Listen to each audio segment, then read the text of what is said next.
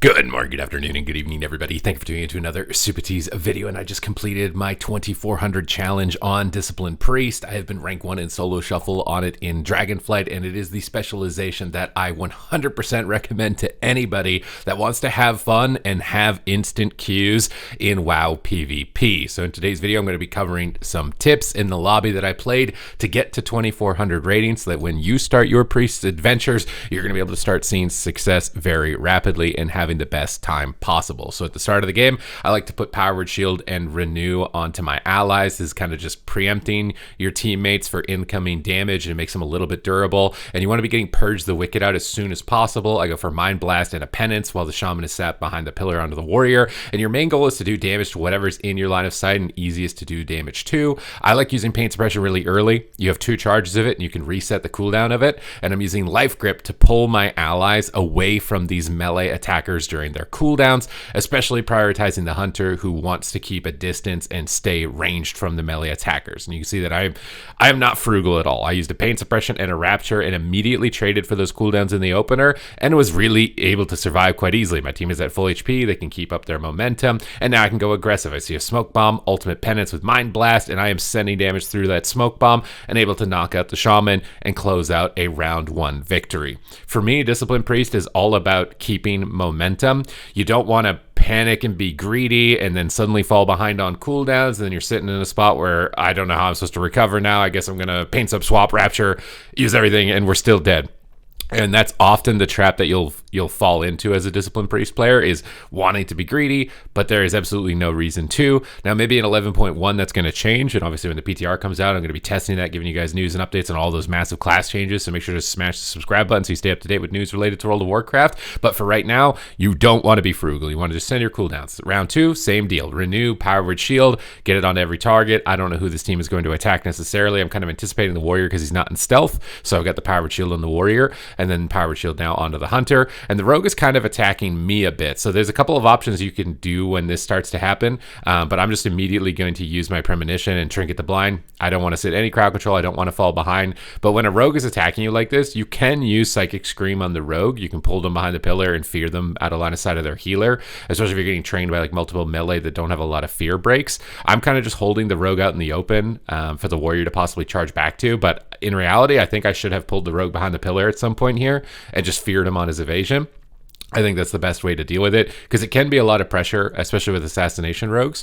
But now we've rotated to Rapture, we've used 1 charge of Pain Suppression, and we still got another Paints Up. We still got another barrier in the bank as well. Rogue's running at me with Cloak of Shadows, so I'm kind of getting ready to get attacked here. I'm using Desperate Prayer, I'm fading, I'm dropping a preemptive barrier on myself, anticipating the kidney shot here because I don't have a trinket, and I just want to get that rotated on cooldown as soon as possible. And I also play Inner Shadow instead of Inner Light. Most games end before mana has really been an issue for me, so I've been preferring the Inner Shadow to get extra damage, like right here, where we force the Rogue to run away. Trying to get the pet topped off a little bit with a Renew here, just to make sure Atonement's on it, and we're going to use our Premonition Solace to get a big shield onto the Warrior. And I'm just staying max distance. You can see I'm not running in for fears on the Druid against a melee cleave, and that's because they've been attacking me. If I try and cross that center field, I'm just going to be walking into a paper shredder, and I don't want to get shredded. So I'm just fading here to try and avoid a step kidney, trying to pull the Rogue at max range away from the Druid. And the only thing I would give to my past self is that I think I should have just feared the Rogue. There's lots of times here where he just doesn't have a trinket. I could have got a fear on the Rogue and made things a lot easier.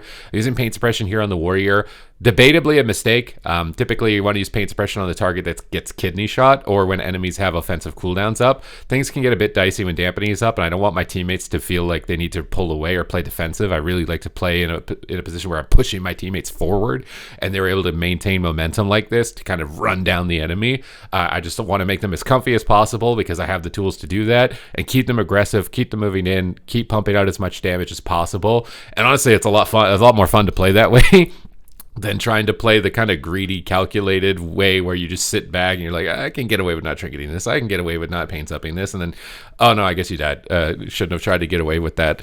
I prefer just being like the momentum maker for the team. I think it's a lot more fun. I've had a lot of success playing like that as well, which is why I would recommend it to you in today's strategy video. So we got the next round, we got the Shaman, we got the Hunter. Shaman hasn't been having a great round, tough round with an Assassination Rogue. We get sapped, and I should have put Power Shield on the Shaman again because the hunter's in stealth. So the powered shield should have gone on the shaman, who's likely going to be the target that gets attacked. Here, interrupting this clone would have been good for my teammate. We're already kind of falling behind, but I like that my shaman has just used the ancestral guidance here and the astral shift to shield wall all of the damage as well. Trinketing the disarm during ascendance, I get like he wants to get his damage up, but it's pretty risky. We use pain suppression. You can see in this instance, I'm not really being that greedy.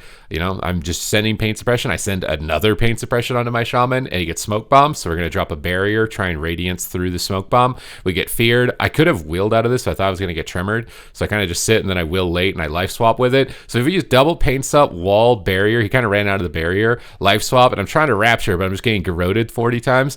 And you can see, even being not greedy, you could just get absolutely destroyed against assassination rogues. So what would I have done in hindsight to try and deal with this? Probably had the shaman stay in the smoke bomb. Also, you want to tell your teammates to stay far away from you when there's an assassination rogue. The fact that the rogue was so close to me meant that the rogue could just immediately grope me because he see me very easily, and there's no way for me to predict oh, the rogue's running at me, let's try and shadow word death, or let's try and pre-fade something. It's just he's on top of me, so I'm gonna get hit.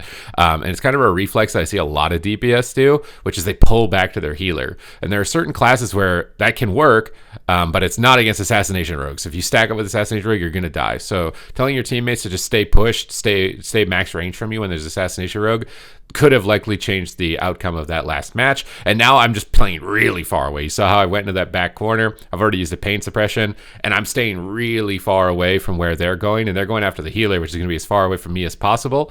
And the rogue is kind of focusing at me a bit here. If he blinds, I'll probably just trinket again because I don't want to fall behind, and my trinket lines up really well with blind. And we're just trading out rapture, and this rapture is going to allow us to reduce the cooldown of our pain suppression really effectively in the early game here, and it's going to allow our teammates to stay really aggressive on top of the druid in this type of position. And again, I think using fears in the rogue, so right here we get a trinket with it. So using fears in the melee when a melee DPS train you like that can be a really good way to just get their trinkets, get them peeled off of you. We get a trinket from the druid now as well. And I actually like the strat of training the healer. I think this can be really effective against assassination and frost death knights who really want you to stack up. But if you're just training their healer and their healer's kiting around and running away from them, it's hard for them to get a good stack in a position long enough for them to get momentum. So healer swaps can be really good, especially resto druids are really weak to healer swaps as well, so it's a double whammy. It's good defensively and offensively, but we're still taking quite a lot of damage. We're all starting to rot.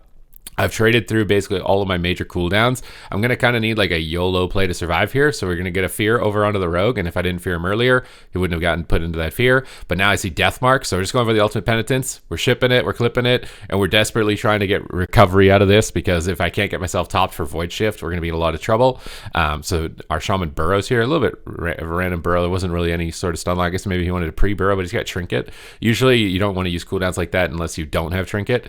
But we're surviving. We're making it to the next cooldown here with the astral shift, and we force tranquility from the druid. Smoke bomb comes down. I'm trying to fade into this. I fade walking into it because I don't want to get gouged or some type of crowd control by the hunter or the rogue when I'm running in. And that can be a good way when you do make a push is you fade, you get to remove all the slows after you feather, and you can also avoid a stun lock while you're making your push in to either save your ally or to get a fear on the enemy healer. I got power shield on the shaman. He's kind of been the main target, so I just shielded him before this incoming stun and trap as opposed to the warrior. And we're kind of so close to killing this druid, and we've managed to take him down. We managed to get a win with the shaman, and you can see how it's actually quite effective against melee DPS that want to AoE to train their healer, and that way you're spread out away from your own healer, as opposed to trying to pull back and pull the rogue behind line of sight and kill him, because he actually wants that. He wants to be stacked up on your team. He wants to AoE like that, and there are other classes like that, like Demon Hunter can do that as well, but to a lesser extent. Frost DK really likes when teams do that. So this type of strategy can be actually really good. And strategy as a healer is a good way to carry shuffle. So knowing these things and typing to target or typing just to stay max range, it can completely change the outcome of the lobby. I could have got an extra round win simply by just typing "don't stack on me" or something like that. Assuming that they listen. They don't always listen, but you got to give it the best try that you can. Power shields renews are on everybody. I'm sneaking up with the shaman. I'm going to purge hots while he's sapped because it doesn't break the sap, and try and slow down some of the druid's momentum and maybe bait him to overgrowth in the opener. It's a really good idea to purge targets out in the opener when the druid is in stealth to force them to come out or to force them to use overgrowth. And we're just going to be using cooldowns very early. I just pain suppression. Look at that. It was 5th global or something Warrior's half health, hey, you get a pain suppression. Then I'm going to chain that into a Rapture, and I'm really just trying to keep my team as aggressive as possible so that they can gas pedal as hard as possible, because DPS are going to do that. So if you play around them knowing that they're going to do that, it's going to enable you a lot more success. They get a freezing trap here, and I'm kind of being greedy with it, mostly because my teammates still have personal defensive cooldowns. So I'm going to rely on them pressing Cloak Evasion or pressing Enraged Regen, which we can track with the add-on here called Omni CD. So Evasion is now active whenever it's glowing like that, and that means the rogue is, as long as he's facing the target, is going to dodge melee attacks. Cloak of Shadow is going to make him immune to magic on this side, and Enrage Regen here reduces damage and gives the warrior a little bit more self-healing and self-sustain. So those cooldowns, when I see that they're available on Omni CD and I'm CC'd, you got to put a little bit of trust that your teammates are going to use those after you've committed a lot. But now I'm down 2 paint subs, down my Rapture. I'm trying to life grip them away towards the Druid because I really want to swap over to the Druid again.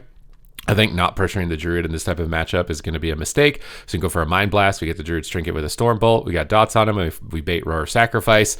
So now we can swap back to the Shaman who has no Trinket, or we can kill the Druid in the next Kidney Shot off the R. So we have way more options. Swapping is just really effective against the Resto Druid. And here now we can swap back to the Shaman. I can start mashing Purge, try and take Hots off during the Kidney Shot, just try and keep the Druid as much on the back foot as possible. But now the Shaman has Astral Shift, so I'm going to give up on Purging. It's this yellow and purple icon. It means he's taking reduced damage. So I got to focus on surviving, because look how low HP we're getting right here with Enrage Regen and Barrier down. He knocks him out of the barrier, but we got Rapture coming up in 1 second. I'm going to be mashing that, and that's why we just send it, is so we can get more of it in a round. So now that we have Rapture, we're going to be looking pretty durable. We get the reflective shields as well, which gives us more DPS. We're able to drop the Hunter. So just momentum, momentum, momentum.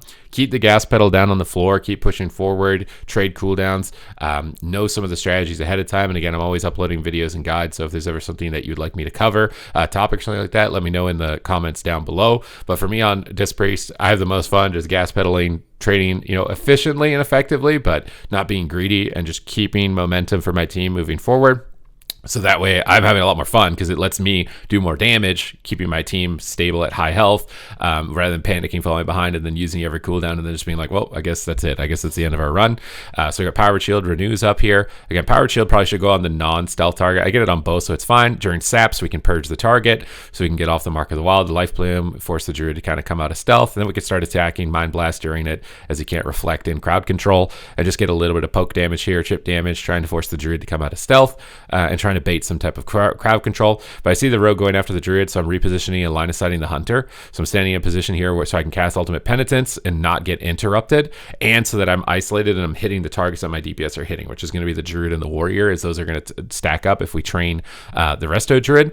Now the Hunter's coming in my line. I wanted to fade when he came in my line, but I was a little bit too slow. I'm getting a little bit old, okay? We've been playing World of Warcraft for a long time, but you can definitely set up situations where it's easier to fade CC by positioning like that. But now I see my team pushing into the middle, so I'm going to stay with them. Paint Suppression the Shaman, keep him aggressive, keep him moving forward, dispel off crowd control as I see it, like the entangling roots that can come through from the Druid, as well as the roots that can come through from the Hunter. And now we've used Rapture, so I'm just gas pedal down, keep the team on top of the Druid, keep purge the wickets up, keep purges, and I'm off purging the Warrior.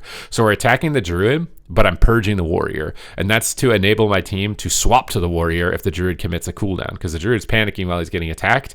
So if you're purging an off target, he's really struggling, because he's like, well, do I Iron Bark myself? If I do and they swap, then my Warrior's just going to get dead outright. So I've kept the Warrior completely stripped of hots. I'm keeping my team aggressive with Pain Suppression preemptively, and just trying to keep my team topped off as much as possible, and keep this Warrior stripped of as many hots so they can swap to him. So the melee DPS that's next to the healer, it's kind of the mainstay of the plan. We've got our Premonition now, so we get a big shield up with that onto the Shaman during this freezing trap. It's absorbing damage. You drop a Smoke Bomb onto the Warrior. We're still kind of focused a little bit more on healing in this instance. I could have tried to get a Fear there. I really wanted to, but the Druid got away. Fear there would have been insane, but even still, we can drop the Warrior. We can finish him. We pop over 2400 with a 5 and 1. Maybe it could have been a 6 if I had talked about the strat about trying to keep the rogue away from me so that he doesn't get that triple garrote, because on Disc Priest I play a very greedy build with like pretty low versatility, so I can get punished for that, especially by an assassination rogue.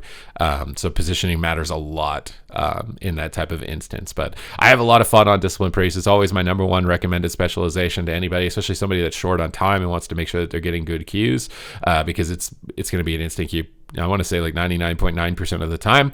And look, we did like 46 million damage. So like, it's like you get the best of both worlds. You get the instant Qs, you get some control of your team as far as the healing output, and you get to do damage with the team and play aggressive. So for me, it's like, I just absolutely love it. That's why I've been playing. I've loved it since the rework that they did to it in Legion. It's probably been my favorite healer. So I hope you guys enjoyed the video. Hope you guys enjoyed this breakdown. These tips help you with your own personal success. If you enjoyed the video and helped you out, please thumbs up the video. I appreciate your support. Thank you very much, and I will see you in the next one.